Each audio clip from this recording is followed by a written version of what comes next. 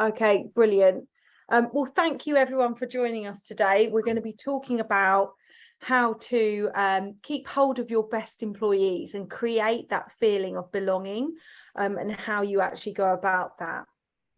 I'll just flip through. Okay, so before we get started, very quickly, some very brief introductions. My name is Lisa Carver. I'm a team and leadership coach.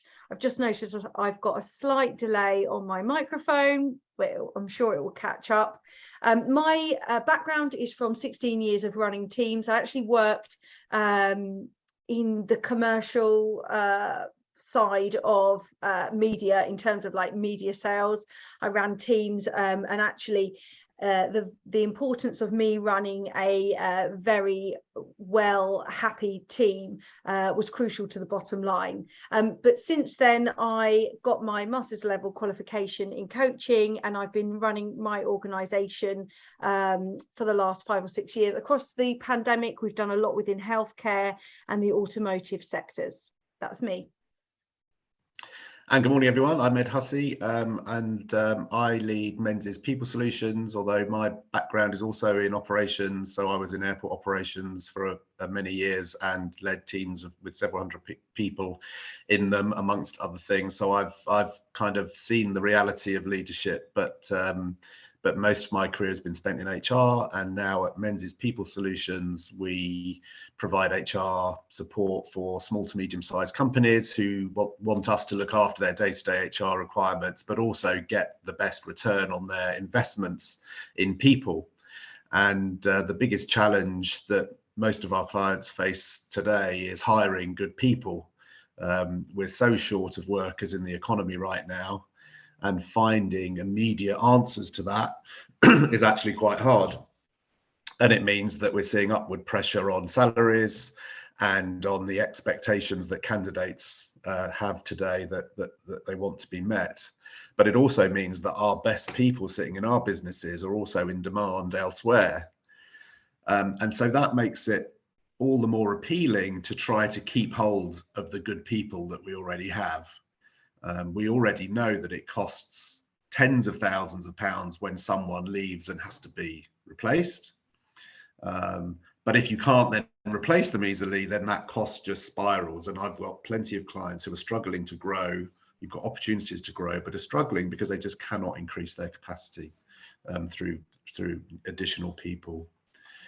So we thought, let's focus on helping our clients to improve their retention, because it's got to be the easiest way of avoiding the current tightness in the labour market. So we looked at some data, and we actually saw something very significant, but which we think is being overlooked by many businesses. It's summarised in this data we're going to show you from McKinsey and Company. Now, they carry out extensive surveying, and they ask employers why their people have quit, and they ask employees why they decided to go. Now, what they found is that employers emphasised the things in the darker blue box here around compensation, remote working, development opportunities, work-life balance, things like that. And when they asked employees, they thought those things were important, but not as much as the employers did. And in fact, the top 3 factors in the lighter blue box there, which are the things that were most significant reasons why employees decided to quit, is that they didn't feel valued by their organizations or their managers, or because they didn't feel a sense of belonging at work. You'll see other things in there for them around potential for advancement and having trusting teammates and flexible working. So all of the things we tend to talk about are important. But to us, these most important things for employees around feeling valued by the business, by their manager, and having this sense of belonging are things that we don't really see being directly focused on. But they are the things that could make the difference, and the data suggests will make the difference when it comes to people staying in your organization and not being so easily tempted away in what is a very candidate-driven market at the moment. So broadly speaking, the employers are emphasizing the more transactional side of things, but the employees are emphasizing the more relational side of things. So we were looking at this data, and it was around this time that I met Lisa at an event one day a few months ago. And we got talking, and I asked her if she could identify as simply as possible what creates this sense of belonging and this sense of being valued within organizations, because I felt this was something that could really help our clients. And basically, the rest is history, as I say, and that's what led us to today. So what we decided to do was to focus on 3 key questions, which we're going to spend the next half an hour or so talking about. And they are: what makes people feel valued? How do you build loyalty? And how do you create trusted relationships? So Lisa, let's take that first question first. What makes people feel valued? Okay. What do you think? Yeah, so these are all big questions, okay, where you could easily run like a 5-week course on each of them. So we are literally doing a Whistlestop tour today. And actually, when you look at this is about, you can look at this in terms of like, how does a leader make somebody feel valued? But also, how do people feel valued by the group? Because sometimes it's not just about that leader, it's about the environment the leadership creates, but it's also led by other people within the team. So this is a lot about group dynamics, actually. And when we know that people, if you're familiar with Maslow's hierarchy of needs, you know, people need those things at the bottom, right? Like food, like sleep, all of those things.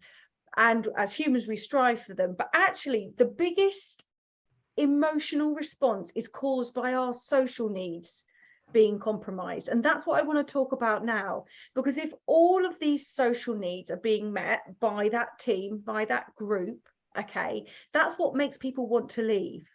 What we know is that as humans, you've heard about that stress response, right? That fight, flight, or fear reaction. Okay, as humans, we want to either run away or fight some perceived danger.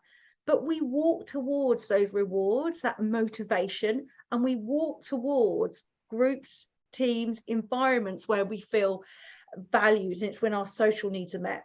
So what I'm going to do now is going to talk through these social needs. And as I talk through them, I want you to have a think about the team that you work on. Or if you're not in a team, think about your family or any group situation that you're part of. Think about whether your social needs are being met. So this is a SCARF model. They're called the SCARF model. It wasn't invented by me. You can Google it and see many different versions. The first is about status. So this is about feeling valued in line with other people. And this doesn't necessarily mean I feel more valued than the people I'm with. It's just about, am I treated in the same way? I'm actually going to put some, let's see if it lets me do it. I don't know if it will. Yeah, here we go. I've just put it into the chat, like a little bit more information. Okay, so this is about, am I being treated like other people? Am I given the same privileges? Do I feel that they care for me just as much as they care for a colleague? The next is about certainty. This is about feeling like I can actually anticipate my future. And in a workplace, this means about there not being lots of closed door meetings, like I know what's going to happen, for example. The next is about autonomy. This is about feeling that I can make some of the decisions that affect me. I've got a 3-year-old. If I say to my 3-year-old, you put your shoes on, they will just say no. If I say, do you want to put your red shoes on today or your blue shoes on today? As humans, we like to be a bit in control. So this is giving people choices, making sure that they are also part of that decision-making process. The next is about relatedness. So this is about really feeling like you're in the clique, or not feeling like you're not disincluded from the clique, okay? And the last thing is about fairness. and feeling like everyone is following the same rules. I get treated in line with the other people, you know, and everything feels like right and feels like just in terms of my own moral compass. So this SCARF model is all about people's social needs, and actually for people to feel valued within a group, they need their social needs to be met. This is a really good model for thinking about, you know, just to bring it to life, maybe thinking about some of your own personal situations. We ran a lot of this in the NHS just after Christmas time. A lot of people were thinking about maybe a family argument they had over Christmas, and they were thinking about those moments when their emotions were raised, and then they were thinking, well, what was it in that what was it that really triggered me? What were the social needs within that situation that triggered me to feel that way, or triggered the other person to feel that way?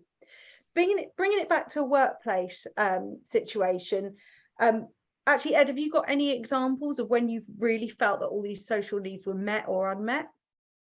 Well, I was thinking about this, obviously, and I reflected on a time many years ago when I was in the team that was running Southampton Airport, and that was at a time when we were building a brand new terminal next door to the old one, and then one day we had to move in and make it work, and then knock down the old one, and that was, so in terms of an environment, a team environment, this was one that sprang immediately to mind.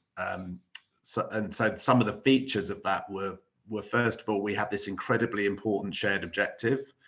You know, we had to move in and operate this terminal on day one without it falling over. So everybody had a very compelling, you know, and motivating goal. But what the boss struck this balance between us having very clear individual accountability for various aspects of the project, but in an environment where we could all get in a room and be completely honest about what was working and what wasn't.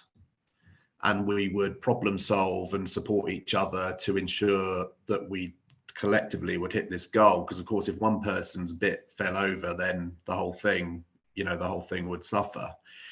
So what the boss did was he invested time in making sure that this whole dynamic worked, so that we felt responsible for things. So just coming, you know, thinking about your SCARF model, we certainly felt important.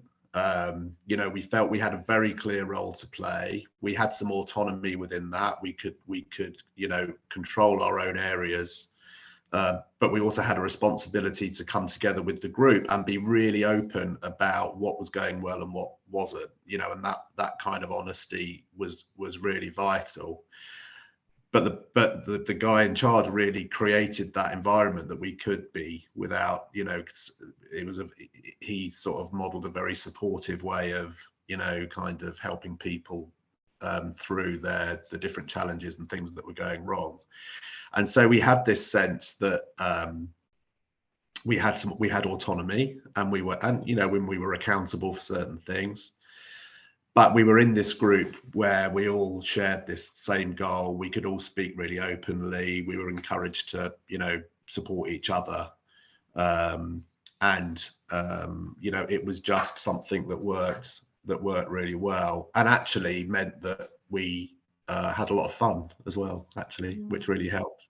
And so, you know, no one, you know, it was just something you would never have wanted to walk away from, you know. Yeah, I totally recognise that. I've been in places where I would have been paid more money and probably would have got up my career ladder a lot quicker if I'd left, but actually I was having a good time.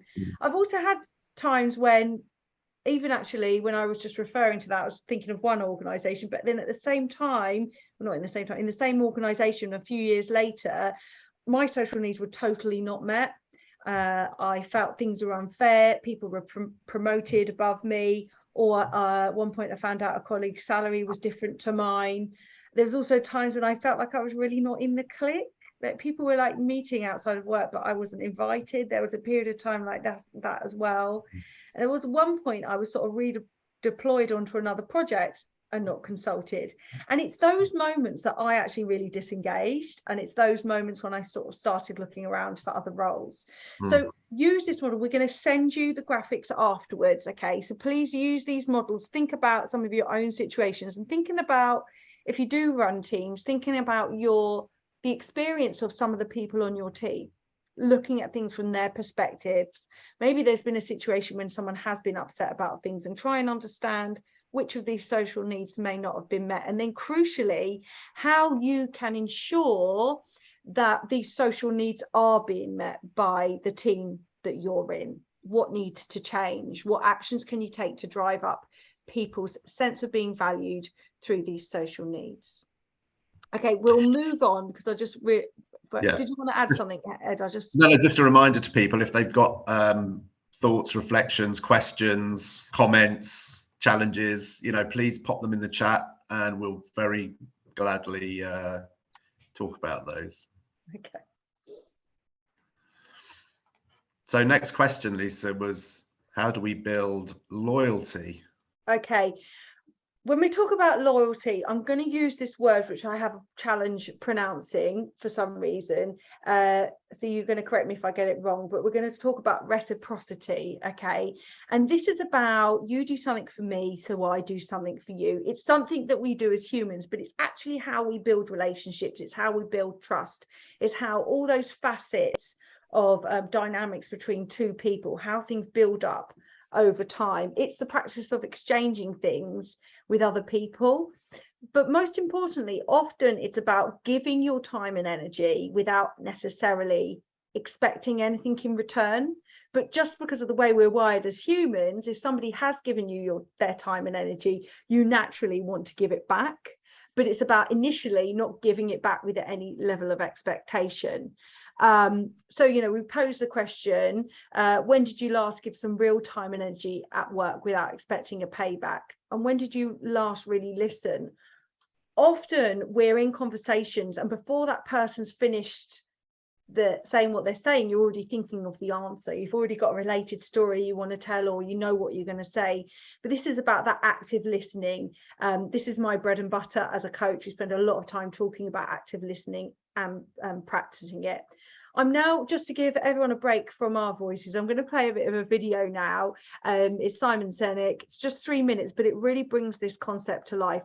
And this is really, really important in building up that sense of loyalty with the people on your team. So I'm just going to actually just forward this. This is a long one, but if I just put it to this point, I'm just playing for the next 3 minutes, and then we'll discuss it afterwards. Matter. Another way you can get oxytocin is through acts of human generosity. An act of human generosity is defined as giving of your time and energy and expecting nothing in return. Money doesn't work, sorry. If I told you that this morning I gave $1,000 to charity, what would you think of me? You'd be like, good for you. What, do you want a medal? But if I told you that last Saturday I gave up my day and I went and painted schools in the inner city, then what would you think? You'd be like, nice, cool. I should do more, right? The value of my labor, much less than $1,000, could have hired many more people for $1,000 to go paint schools in the inner city. But you see, as human beings, we put a premium on time because it is an equal commodity and it is a non-redeemable commodity. You spend money, you make money. You spend time, you'll never get it back. Some of you are sitting in this room right now saying, I will never get this time back. I got nothing for you. So we put a premium on people who give us their time and energy. A leader who says to you, I'll pay for something for you, is not a leader. A leader who comes and sits down next to you and says, how can I help you, is a leader. I was talking to some oil executives, and they were trying to convince me that they really care about how fulfilled and how happy their employees are at work, to which I said, no, you don't. And they said, no, we do. And I said, no, you don't. And they said, yeah, we do. You see how this went. And I said, I bet you hired some high-priced consultancy to come and do a web survey about whether people like their jobs or not. And they said, well, we didn't hire a consultancy. I said, okay, so it's kind of like sending your son an email, right? Dear son, your mother and I care that you feel like a valuable part of this family. Please tell us candidly what we can do better so that you feel like you belong here because we really love you. Love, Dad. Or you go into his room, you sit on his bed, and you say, hey, son, your mom and I really care that you feel like a valuable member of this family. Please tell us candidly what we can do better because we want you to feel like you belong and we really love you. Same words, same intention, same desire. The difference is one you gave time and energy and the other one you didn't. This is the problem with email. It's too easy. It's too easy. There's no time and energy expended. It's too easy. Don't feel anything. If I come to your house for dinner and you make me a lovely dinner, the next day I send you a very nice thank you email, what a wonderful host you are. Or 3 days later, you receive a handwritten note from me with the exact same words that were written in the email. Which one makes you feel better? Handwritten note. The sentiment was the same, the words were the same. The difference is one took a little more time and a little more energy. Leaders are the ones who give us their time and give us their energy, not the ones who give us their money. It doesn't count, it doesn't work, just biologically doesn't work. This is how you get oxytocin, doing nice things for people that require that you sacrifice a little bit of time, a little bit of energy, something you will never get back. And if you expect something in return, then you weren't really giving in the first place. You take someone out for dinner because you want them to hire you, you're not really taking them out for dinner. You want something in return. It's just a protracted transaction. It's not relationship building. It's nonsense. Okay, so I just wanted to we'll send you a link to the full version of that, but I just wanted to play that clip because he sums it up really well.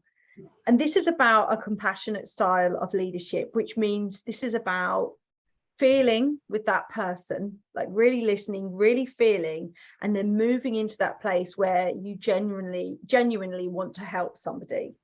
This is about, when I work with team leaders and they say, I don't really feel connected to my team, I often say, well, how many 5-minute chats have you done today? I'm talking about real life, face to face, not emails.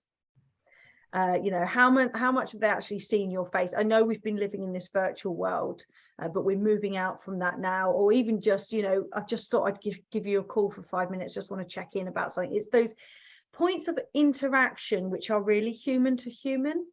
So it's moving away from the text and the email and moving towards those human to human interactions and really giving someone your time and your energy. So what we're going to do now, normally when we run workshops, they're really interactive, but we're really aware that we've got a very mixed group. And so we're not going to put people into breakout rooms or anything like that. But we do want to just give you a few moments to think. And I really want you to think about this question. What actions can you take this month which give people your time and energy, or just across the next few weeks? What can you actually do? I'll give you some time to think about it, but it's the kind of things like, as I say, those 5 minutes chats, or I'm going to make sure that I put my phone in the drawer before I have my meetings in the future so people really know I'm listening. It's those little small things that you can do that let people know that, you are actually wanting to connect with them. Anything to add there, Ed? And it just makes me think of a time when my boss, who was like, she ran the whole business, she was an important person. And she kind of turned up in my office one day and said, oh, why don't we just go and grab a coffee? And of course, the first time that happens, you think, oh, okay, fine. What's this about? But actually, it was just about having a catch up. It didn't talk about work particularly. She found out some stuff about me and what was going on for me, and I came away from it thinking, wow, that was great. And it was exactly that point. There was no agenda, and I just reflect on that. My reaction when she suggested it was kind of slightly, oh, this is strange. But actually afterwards, it was it was just genuine interest in what was going on for me, and it really did change my, it changed my whole mindset about her and about our relationship. So it was a small thing, but very powerful. That's just, sorry, I just don't want to go on about me too much, but I just triggered a thought as well. I say I used to run a lot of sales teams, and everything was money, money, money, and getting stuff in. And we used to get an annual bonus that would come at Christmas time. Lovely. But actually, my direct line manager used to write everyone on the team a letter, a personal handwritten letter every year at Christmas time. And it would mention like, oh, you know, you really made a difference back in June when you did this. But it was a genuine, and there were like little personal jokes in there, just one side of A4. And that filled me up with warmth and pride, way more than the bonus. So it's just things like that. Let's give everyone like 2 minutes, which is going to feel like a long time, just to have a think about what actions they can take to give their people that time and energy across the next few weeks. And Peter, thank you for popping yours in the chat. If anyone else would like to give an example that they're happy to share in the chat, that would be absolutely fantastic. Peter, thank you. We'll come back to yours in a sec when everyone's had a little chance to think. But Lisa, what you're saying, and in fact, this is reflected in Peter's comment. You know, if you're giving positive feedback to someone, you know, make sure you tell them what it was that you really liked. You know, don't just say thanks, well done, that was great. Actually tell them what was great about it. We call those power thank yous. Right, yeah. Not just what was great, but also what the benefit was. Yeah. To, you know, why it was. Yeah. Exactly. Yeah.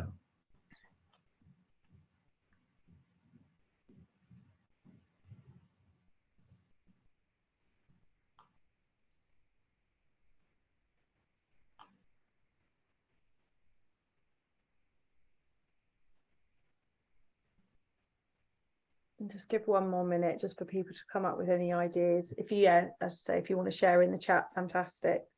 Great. Yeah, no, we've got some really good experiences here.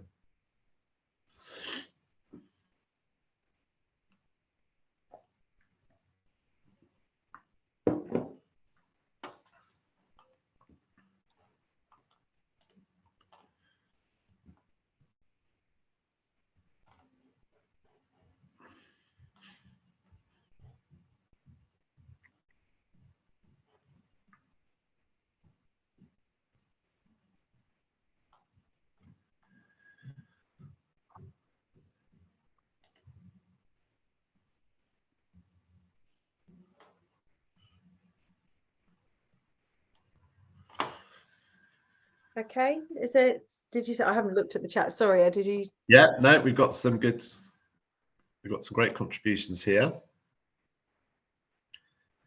So Peter, just try and make time for your team when saying thanks. Do not say that as you're walking away, but face to face, so the person receiving the thanks knows it is meant. Exactly. It's that whole thing about, you know, body language, isn't it? If you say thank you while staring out the window, it kind of doesn't really land. Whereas if you're actually looking at someone in the eyes and saying it like you mean it, that's important. Kim, so important to ask them what they need from you, as well as what you could do better to support them. Then it's not always about the expectations on them. Exactly. And I think that's one of the things the guy at Southampton Airport was so good at. It was kind of, you know, he was there to support us. We weren't there just to deliver things for him. That was a really, really good dynamic. Just understanding what people need. I mean, there is a very high prevalence of mental health issues at the moment, and people struggling in different ways. And one of the key questions when we're doing teamwork, and I do a lot on sort of wellbeing conversation training, is just finding out what signs do you give out when you're struggling, and what do you need, what supports you to recover if you've had a difficult time. And just because, you know, some people are talkers and some people aren't, and actually but just understanding what that person might need to support them. And the point that Simon Sinek made was so vital, wasn't it? That it's got to be about them. You know, they kind of the agendaless interest in them and what they need. A bit like, you know, Kim was saying, there's nothing underlying apart from I'd like to give a little bit of my time to make sure that you're okay, and that if there's anything that you need, I can help you. little things. And this is when we first spoke, it was like, you know, these are simple practical things that we can build into our daily kind of practice, and will make big differences, and that's exactly what we're trying to get to. Yeah, absolutely. There's a whole module we run in one of our leadership development courses, which is about triggers and glimmers, and about the fact that such small things can really sort of trigger people to disengage and think, I'm not doing any more than my bare minimum for this organization now, or these little glimmers that make people think, actually, God, we've got a deadline, I'm definitely, you know, I'll stay up till 10 o'clock working on it, no question. And it's but there's these little small things, triggers and glimmers, that can make a huge difference, and they shouldn't be contrived. They should just happen as a natural point, of course. But sometimes as leaders, we're replicating some of the experiences of leadership that we've seen elsewhere, which might be a bit more cold or a little bit sort of less human. Without realizing it, you replicated that. Shall we move on? Because let's move on. Just one thing. Reflect on something else that Peter said in the chat, actually, that it's that if you're going to do these things, it's, you know, that what a one-off doesn't really cut it. You know, there needs to be some consistency there. This needs to become your style, you know, your style and approach, you know, rather than just doing it once and thinking that's gonna absolutely. Yeah. And you know, especially with this written communication, we all have a story in our head which affects the way we read emails and text. We put our own tone of voice, but that 5-minute chat can convey so much more. So when the written communication comes through, we're sort of not like reading into things. Right, let's move on. Let's move on. We've got another question, haven't we? I'm just really mindful. I'm supposed to be the timekeeper, but I'm prolonging things on this. So yes, we've got about 6-7 minutes, Lisa, for our last question, which is, how do you create trusted relationships?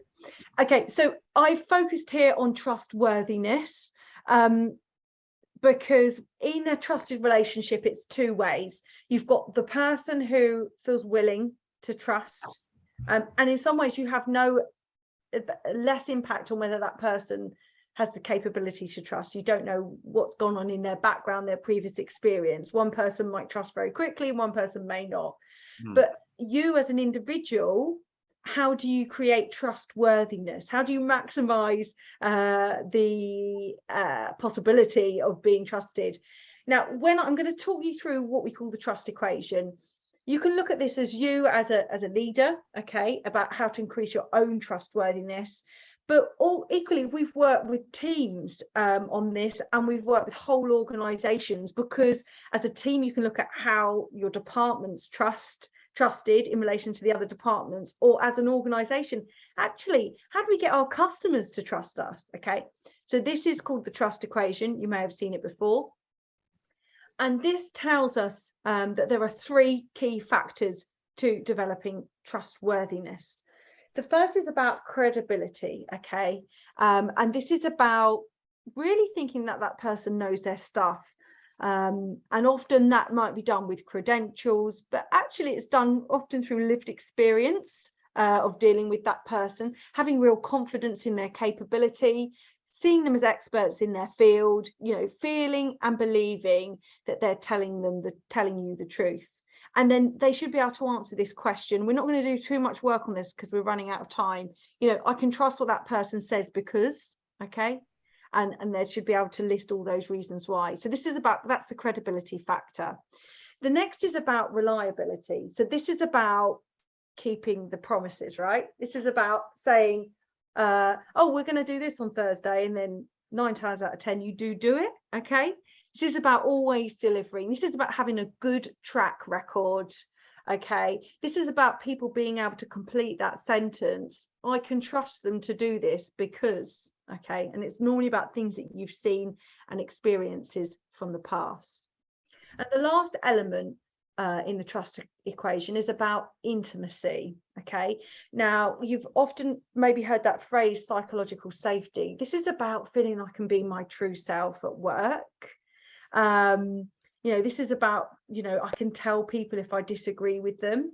it's not about creating problems, but if I'm in my team and, you know, all 5 people say this, but I feel differently, I feel like I can say it. I feel safe enough to say it. I'm safe enough to be vulnerable. I'm so, you know, sometimes, you know, if I've had a boss before, yeah, my boss has seen me cry before. I don't often do it, but actually the way they dealt with that made me feel safe. I didn't feel too stupid afterwards. I felt secure.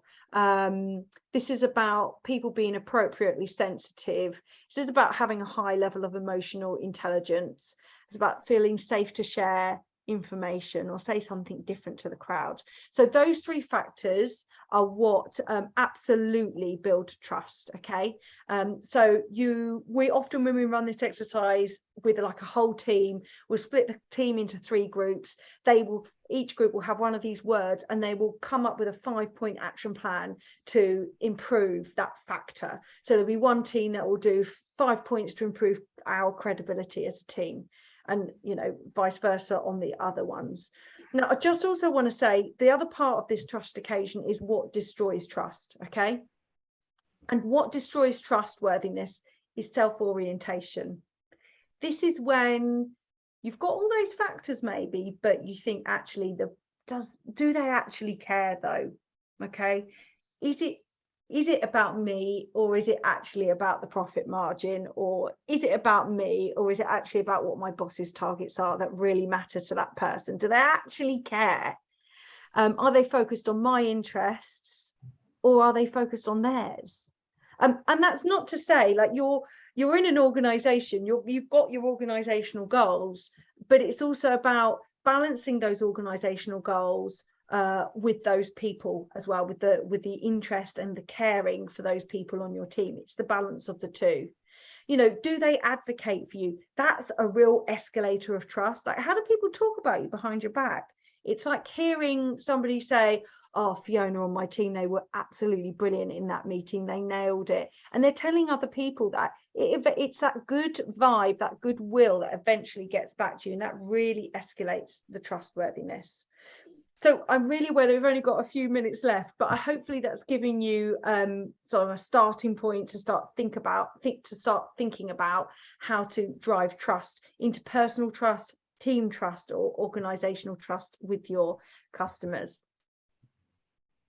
Thanks, Lisa. And of course, we set out looking to kind of demonstrate how there are simple things that can be done that really drive the most important factors for employees, that will make them more inclined to stay where they are when they're under this intense pressure to move. So I just want to kind of bring us back to that point and say that, you know, this is about really commercially important priorities that people have about retention. Okay, this is not nice to have, this is, you know, key stuff. And you've put a slide up there. I mean, we've scratched the surface, but in terms of, you know, what's, you know, taking this forward, you know, there are a number of areas in which we could talk about various different factors, actions and factors and things. Yeah, so we got this drawn. I'm a team of 6. We're six master's level coaches and organizational psychologists, and we sat down and was like, what does belonging actually mean? What are the factors that drive belonging? We just came up with this, with all these elements. I mean, we've got a suite of like people development programs, and so we just sort of cherry picked the key driving factors to belonging and sort of put them in this graphic just to support that belonging piece. And I think what we've hopefully demonstrated is that none of this can be very practical stuff. You know, this is not highfalutin management leadership theory. This is, out of each of these, you can extract what are, you know, ways that you can kind of honestly measure yourself, or that you can get your teams to think about, in terms of, you know, just let's think about how, you know, how close we're getting to these things and what we might need to do to move the needle in our own approach to management and leadership, and do some very simple things that could actually make a big difference to people. Absolutely. It's about actions. it's about, and it's also about tapping into your own experiences of being in different teams and being employed in different places. You have your own felt sense of when, you know, you felt good in that place and you were able to give your best because, you know, you could be on top form there, versus other places where maybe there was more sort of fear, you know. And it's actually about thinking, oh, what was it about working in that place that drove me to be really loyal, really dedicated, and go the extra mile. So okay, right. So next steps, I mean, here are our contact details. And so what I would say is, obviously, I mean, you've heard loud and clear where Lisa can make a really valuable contribution to all of this in terms of the team and leadership development that she and her colleagues are able to put on. She would be more than happy, of course, to follow up on any of this with you from that point of view. For my part, obviously, we were doing this as something we can talk to our clients about in terms of practical ways of improving their retention. And don't forget that other things on that original chart that we mentioned that McKinsey highlighted are not unimportant. So those wider facets about how people are able to build their careers, or how they're able to find their work-life balance, to work out what your approach to flexible working is, they're all still important elements of this that people will expect to have. What Lisa's talking about is the bits that, you know, take you the extra step and really, make that, get you across the line on some of these retention things. But things like flexible working, and they're becoming hygiene factors, going back to Maslow. You know, if they're not there, then we're finding people just walking away. So so anything around that slightly wider, you know, retention piece, like, you know, a retention audit, other wider strategies, other challenges you're facing around career development things, that would sit with us. So I think between Lisa and us, we can put together quite a comprehensive assessment of what you might need to be focusing on that could make a real difference in retaining your people. Lisa, any? I was just going to say, it's 10:15. I'm just very aware, if people want to sign off for the call and get on with their next meeting, then please feel welcome to. You've got our details there. If not, we'll send out an email afterwards, just with a copy of some of the graphics and just with our details on. But yeah, feel free to connect with us, and I hope it's been useful today. Thank you everyone for your time. Realize a lot of people are sort of cloudy headed today. It's been quite a weekend, hasn't it? Yeah. All right, well, thanks Lisa, and take care everyone. We'll be in touch shortly, and yeah, have a good week. Okay, thank you. See you later. Bye bye.